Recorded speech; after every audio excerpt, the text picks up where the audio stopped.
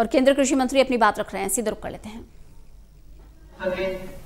किसान वैश्विक मानकों के अनुसार खेती कर सके, अपने उत्पादन को विश्व के बाजार में बेच सके।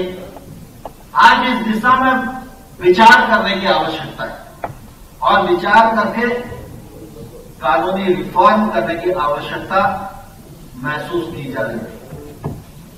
ये रिफॉर्म आज हो,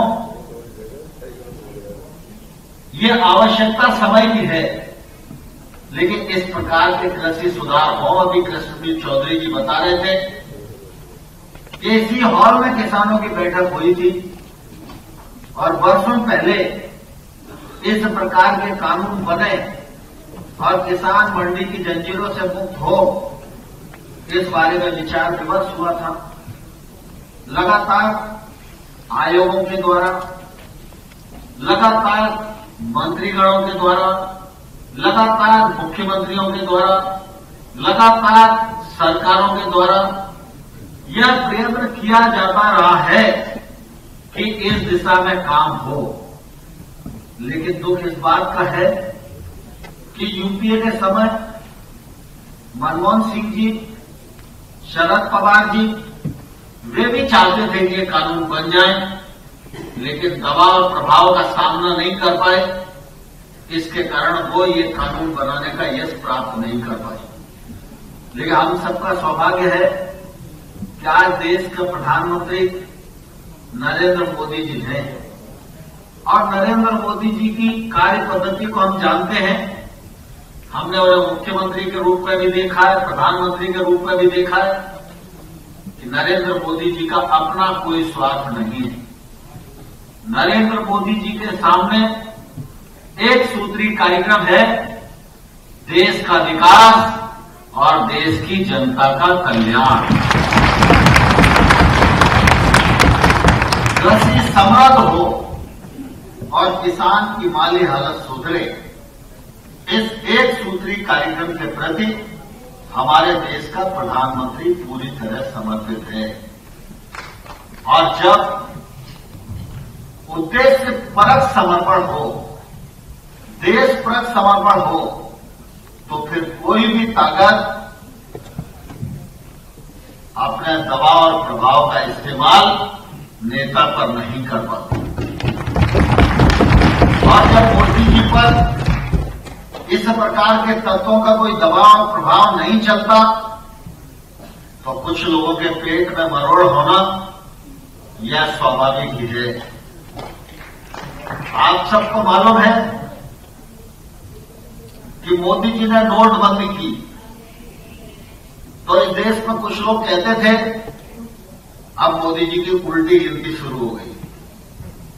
उस समय भी इस प्रकार के कुछ तत्व थे जो कई बैंक की लाइन में लगकर फोटो खिंचवाकर दुष्प्रचार करने का काम किया करते थे। यूपीए सरकार जीएसटी लाना चाहती थी, ला नहीं पाई। मोदी जी प्रधानमंत्री बने, जीएसटी को लेकर आए। और आपको ध्यान में होगा, जिस दिन जीएसटी का निर्णय हुआ था, उस दिन हमारे पूर्व राष्ट्रपति, यूपीए सरकार के वित्त मंत्री, वरिष्ठ नेता, वो पश्चिम बंगाल में थे। और जब उन्हें मालूम पड़ा कि जीएसटी अब आ गया और बिल पारित हो गया, तो प्रणब मुखर्जी जी की प्रतिक्रिया थी कि मैंने बहुत कोशिश की थी लेकिन मैं नहीं कर पाया। नरेंद्र मोदी जी ने करके दिखाया, मैं उनको इस अवसर पर बधाई।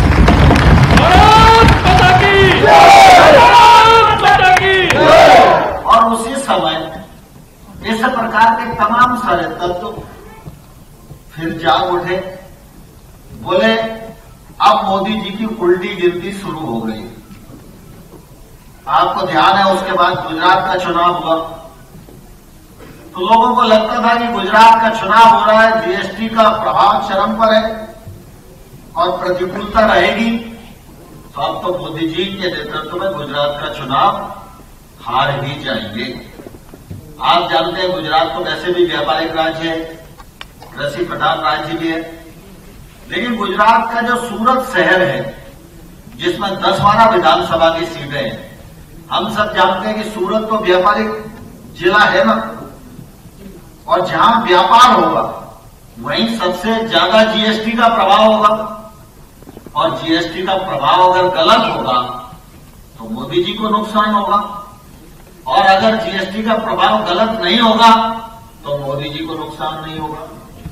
गुजरात का चुनाव हुआ, सूरत जिले में हर सीट पर लोगों ने जीएसटी के पक्ष में मोहर लगाई और हर सीट पर मोदी जी के नेतृत्व में भारतीय जनता पार्टी को मोदी की लड्डू बनाओ, अन्नदाता आपके साथ है। खैर 2014 से लेकर 2019 तक की यात्रा पूरी हुई। आमतौर पर लोग ये सोचते हैं कि नेता, सरकारें, पॉलिटिकल पार्टियां हर काम चुनाव के लिए करती हैं। इस बार 2019 में चुनाव हो गया, उसके बाद ही 370 खत्म करने का विषय आया ना।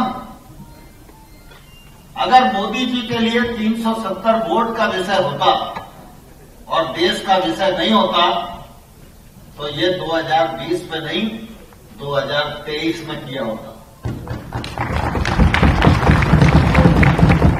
दूसरी बार सरकार बनाने का अवसर मिला, 370 को समाप्त किया, नागरिकता संशोधन विधेयक लाए, 3 तलाक का बिल लेकर आए और कृषि सुधार कानून लेकर आए।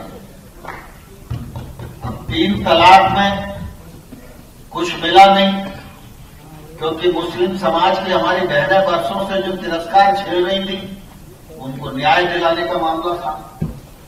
नागरिकता संशोधन विधेयक के पीछे पूरा देश खड़ा था, इस प्रकार के तत्वों ने कोशिश तो की थी।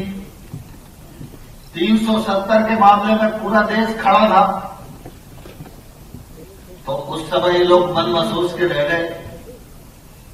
कृषि सुधार बिलों के विषय को लेकर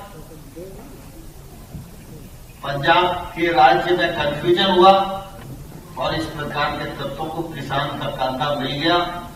अब किसान का कंधा इस्तेमाल करके वह अपने मंसूबों को पूरे करने का एक असफल प्रयत्न कर रहे हैं। मैं इस अवसर पर आप सबसे यह अनुरोध करना चाहता हूं कि प्रधानमंत्री नरेंद्र मोदी 303 सीटें आपके आशीर्वाद से लेकर आज देश के प्रधानमंत्री बने। क्या नरेंद्र मोदी का नेतृत्व